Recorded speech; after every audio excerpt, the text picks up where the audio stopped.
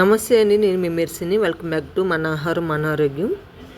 Friends, chicken pox వచ్చినప్పుడు పెట్టవలసిన ఫుడ్ని ఫుల్ వీడియో మీకోసమే అప్లోడ్ చేస్తున్నాను. ఎందుకంటే రీసెంట్గానే మా పాపకి చికెన్ పాక్స్ వచ్చాయి. అప్పుడు మా పాపకు పెట్టిన ఫుడ్, మేము తిన్న ఫుడ్ మొత్తం ఈ వీడియోలో అప్లోడ్ చేస్తున్నాను. సీజన్ మారింది కాబట్టి కంపల్సరీగా ఇవి వస్తాయని చెప్పను, కానీ ఇవి వచ్చినప్పుడు తీసుకోవాల్సిన జాగ్రత్తలు చెప్తున్నాను. మామూలుగా చికెన్ పాక్స్ వచ్చినప్పుడు పప్పు వేసి ఫుడ్ పెట్టకూడదు అనుకుంటాం, కానీ పాయసం పెట్టాలంట. అందుకనే సాల్ట్ తక్కువగా వేసి మా పాపకి ఈ పాయసం తయారు చేశాను. చికెన్ పాక్స్ వచ్చినప్పుడు సాల్టు కారం తక్కువ పెట్టాలంట, అందుకనే ఇలా స్వీట్ రెసిపీస్నే పెట్టమంటారు. మధ్యాహ్నం తయారు చేసిన ఈ పాయసాన్ని అదే సాయంత్రం కూడా పెట్టాను పాపకి.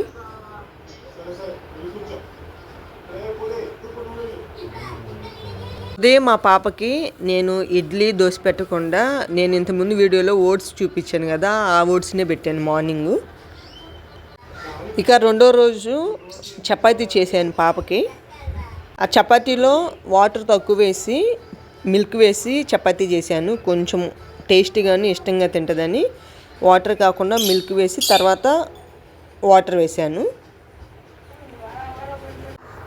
కొంచెమే సాల్ట్ వేసి కొంచెం ఆయిల్ వేసి కలిపాను ఈ పిండిని. ఈ పిండిలో మనము పాలు కూడా వేసాం కాబట్టి చపాతీ సాఫ్ట్గా వచ్చింది. పాప చక్కగా తినేసింది.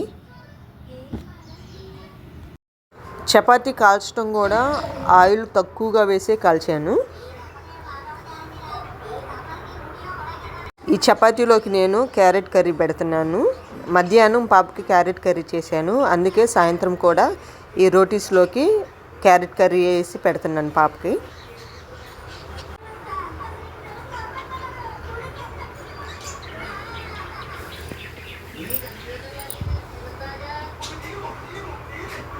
చికెన్ పాక్స్ వచ్చినప్పుడు ఇంట్లో తాలింపులు ఏమేయకుండా కర్రీస్ చేసుకోవాలంట మనం కూడా. అందుకని నేను అన్ని కర్రీస్ అన్నీ కలిపి పెట్టాను. అందుకనే చిక్కుడుకాయ, పొటాటో, మునక్కాయ, టమాటో కర్రీ చేస్తున్నాను.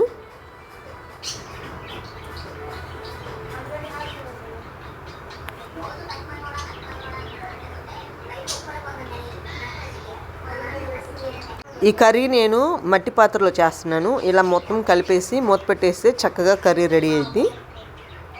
మనకు కావాలంటే వాటర్ వేసుకోవచ్చు కొంచెము గ్రేవీగా రావటానికి, లేదంటే ఎలానైనా తినేయచ్చు.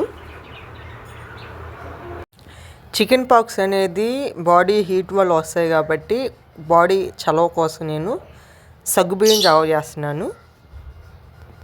ఈ సగ్గుబియ్యం జావలో కొంచెము రాగి పిండి కూడా కలుపుతున్నాను.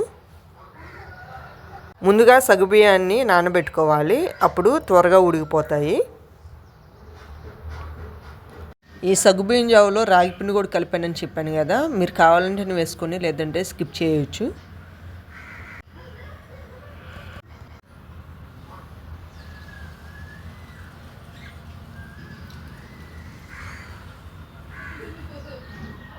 ఈ వేసవి కాలంలో చాలామంది మజ్జిగ తాగరు కదా, అలాంటి వాళ్ళకి ఇది చాలా ఉపయోగపడిద్ది. షుగరు అందరు తినరు కాబట్టి నేను బెల్లం వేసి చేస్తున్నాను.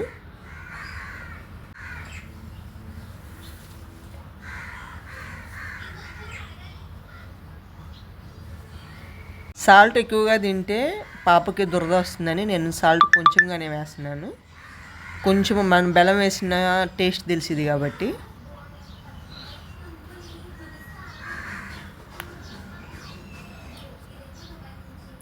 చూడండి, ఈ విధంగా వస్తే సరిపోద్ది. స్టవ్ ఆఫ్ వేసుకొని కొంచెం చల్లారాక పాప సర్వ్ చేద్దాం.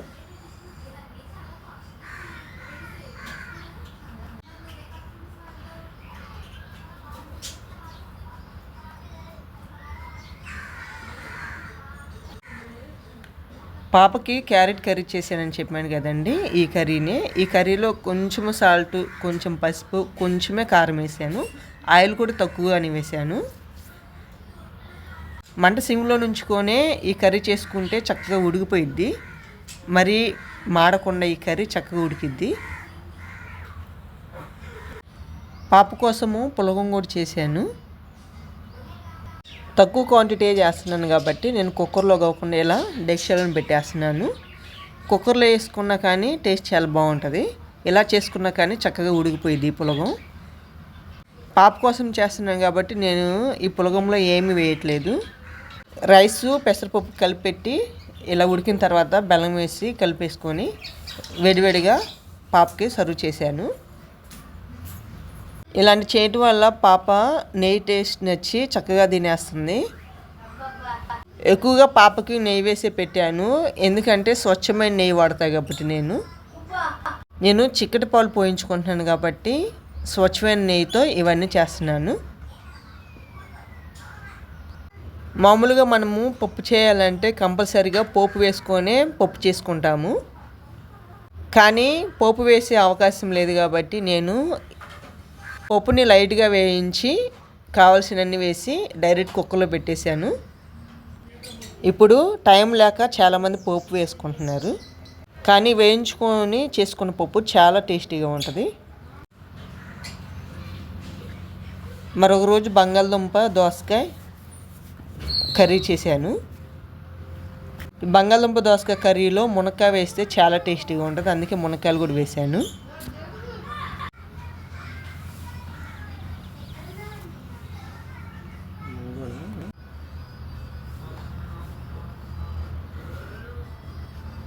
ఈ రెసిపీ చూడగానే మన పిల్లల చిన్నప్పుడు జ్ఞాపకాలు గుర్తుకొస్తాయి.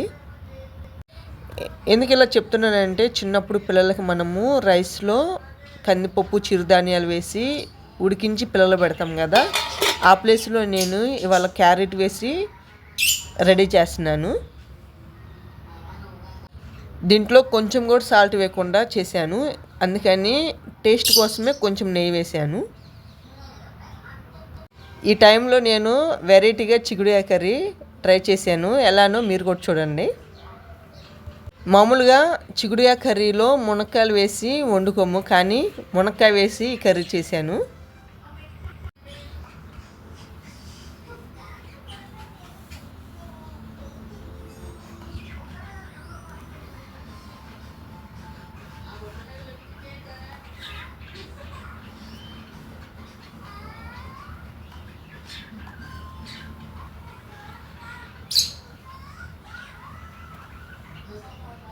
కొంచెము చిక్కుడుకాయలు మగ్గాక ఈ మునక్కాయలు వేసుకొని మూత పెట్టేసుకొని మంట సిమ్లో నుంచుకొని కర్రీ చేసుకోవచ్చు. చక్కగా గ్రేవీగా అన్నంలో కలుపుకొని తినడానికి చాలా బాగుంటుంది.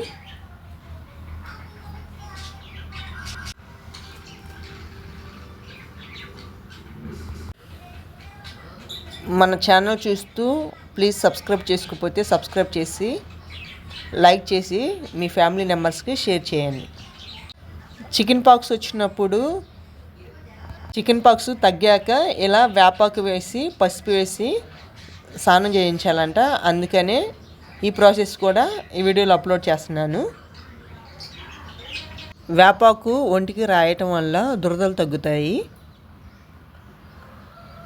పొక్కులు ఏమన్నా కొంచెం ఉంటే అవి కూడా పూర్తిగా తగ్గిపోతాయి. ఇంతవరకు మన ఛానల్ చూస్తూ నాకు సపోర్ట్ చేసిన మీ అందరికీ థ్యాంక్ యూ సో మచ్. ఇంకా మన వీడియోలు చూస్తూ సబ్స్క్రైబ్ చేసుకోకపోతే ప్లీజ్ సబ్స్క్రైబ్ చేసి మన ఛానల్ సపోర్ట్ చేయండి. మీ అందరూ సపోర్ట్ వల్లనే 1K సబ్స్క్రైబర్లకి రీచ్ అయ్యాము. ఇంకా మన ఛానల్కి సపోర్ట్ చేయండి. Thank you for watching.